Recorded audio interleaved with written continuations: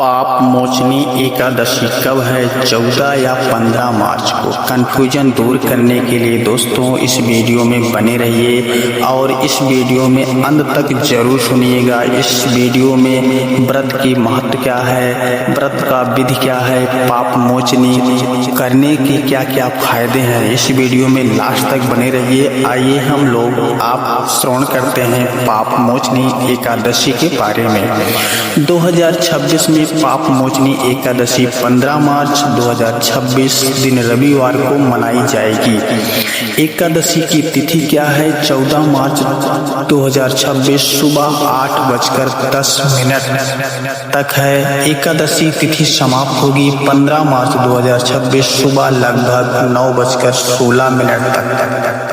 व्रत का प्राण क्या है? 16 मार्च 2026 सुबह लगभग 6:30 से 8:54 तक रहेगी। पाप मोचनी का अर्थ है पापों से मुक्त देने वाली। पाप मोचनी, इसीलिए इसका नाम पाप मोचनी एकादशी माना गया है। इस दिन भगवान विष्णु का व्रत और कथा सुनने से मनुष्य के पुराने पाप नष्ट हो जाते हैं। इसीलिए इस पाप मोचनी का नाम एकादशी पाप मोचनी रखा गया है। नमस्कार दोस्तों, आप सभी का स्वागत है हमारे इस पवित्र भक्ति चैनल में। आज हम आपको बताने जा रहे हैं पाप मोचनी एकादशी की अद्भुत कथा, महिमा और व्रत की विधि क्या है। शास्त्रों में कहा गया है कि जो व्यक्ति श्रद्धा और विश्वास के साथ पाप मोचनी एकादशी का व्रत करता है और इसकी कथा सुनता है, उसके जीवन के सभी पाप नष्ट हो जाते हैं। इस दिन भगवान विष्णु की पूजा करने से मन को शांति मिलती है, पापों से मुक्ति मिलती है, जीवन में सुख और समृद्धि आती है। वीडियो शुरू करने से पहले कमेंट में जरूर लिखें ओम नमो भगवते वासुदेवाय। और अगर आप भगवान विष्णु के सच्चे भक्त हैं तो वीडियो को लाइक जरूर करें। तो चलिए शुरू करते हैं पाप मोचनी एकादशी की पवित्र कथा। हिंदू धर्म में एकादशी का बहुत बड़ा महत्व बताया गया है। साल में लगभग 24 एकादशी आती हैं और हर एकादशी का अपना अलग महत्व होता है। लेकिन पाप मोचनी एकादशी को विशेष रूप से पापों को नष्ट करने वाली एकादशी कहा गया है। पाप का अर्थ है गलत कर्म और मोचनी का अर्थ है मुक्ति। इसलिए इस एकादशी को करने से मनुष्य के पिछले जन्मों का इस जन्म के पाप भी समाप्त हो जाते हैं। शास्त्रों के अनुसार इस व्रत को करने से मन शुद्ध होता है, बुरे कर्मों का नाश होता है, जीवन में सुख और शांति आती है, भगवान विष्णु की विशेष कृपा प्राप्त होती है।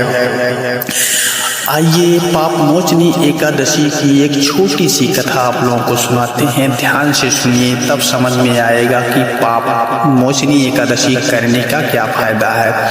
पुराने समय की बात है, एक सुंदर वन था जिसका नाम चैत्ररथ बना था।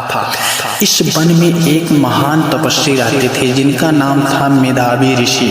मेधावी ऋषि भगवान विष्णु के बहुत बड़े भक्त थे। एक दिन रात तपस्या में और ध्यान में लगे रहते थे। उनकी कठोर तपस्या देखकर देवराज इंद्र को चिंता होने लगी।